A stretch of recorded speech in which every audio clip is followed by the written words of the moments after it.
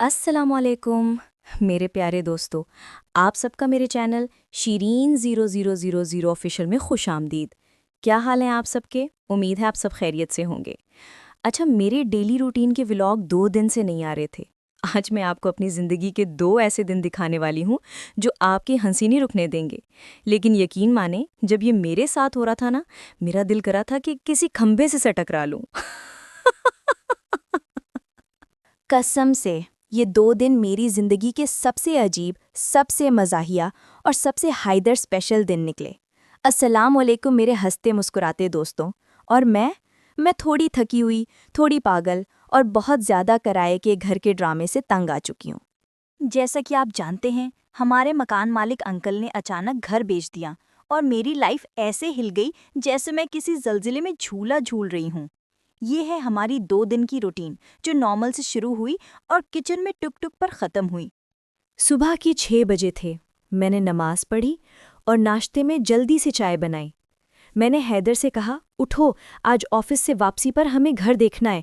اور میرے حیدر صاحب، شیرین، کتنا مزہ آئے گا، ہم گھر نہیں ڈھونڈ رہے، ہم کرائے پر لی گئی خاموشی ڈھونڈ رہے ہیں۔ ہاں، اب یہ بندہ بات کو سنجیدہ لے تو صحیح نا۔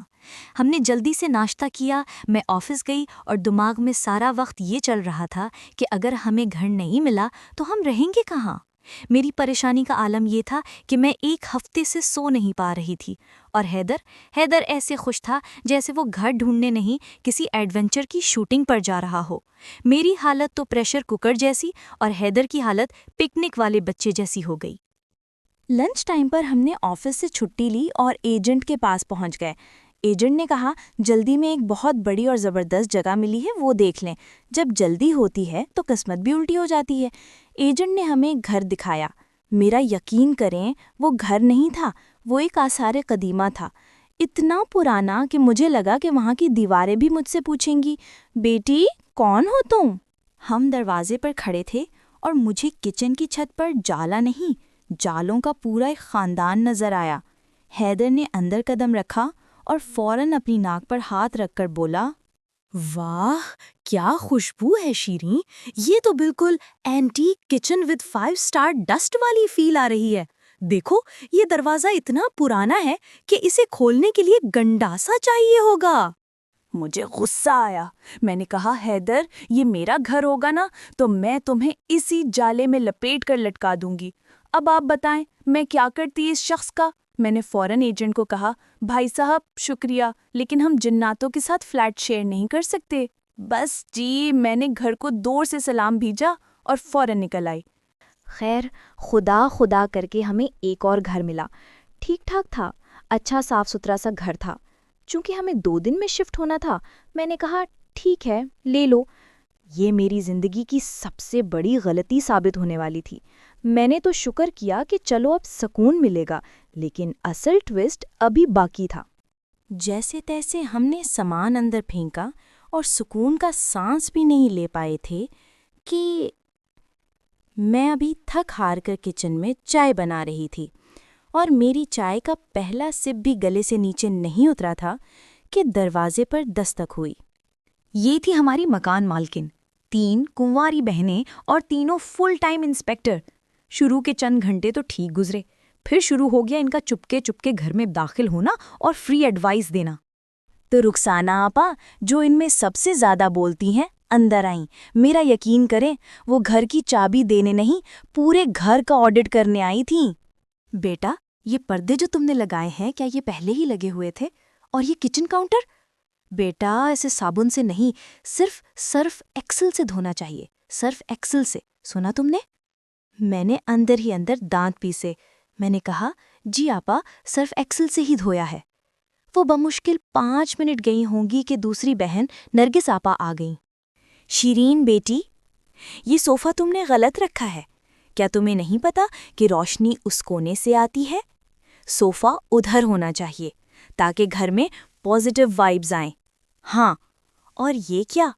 نمک یہاں کیوں رکھا ہے؟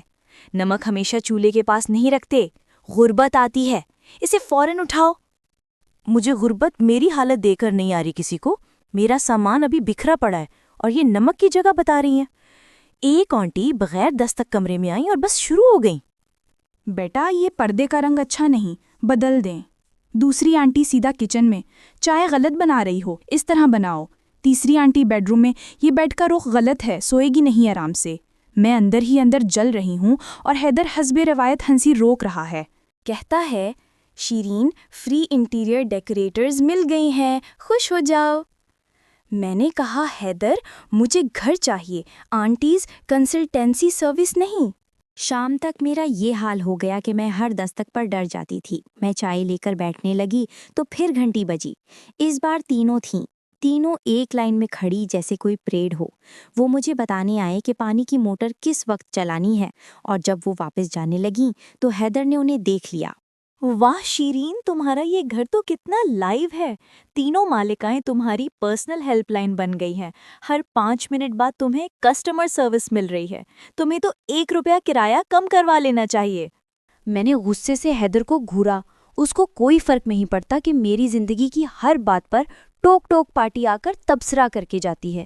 میں نے اسی وقت حیدر سے کہا، حیدر میں کل ہی یہ گھر بدل رہی ہوں، ورنہ میں چوتھی مالک مکان بن کر اس گھر کو بیچ دوں گی۔ ہم تھکے ہوئے تھے۔ حیدر بولا، شیرین خوش ہو جاؤ، چلو کل ہم اس گھر میں ایک نیو بگننگ کریں گے۔ ویسے کیا تمہیں نہیں لگتا کہ ہمیں گھروں کی تلاش پر ایک کتاب لکھنی چاہیے؟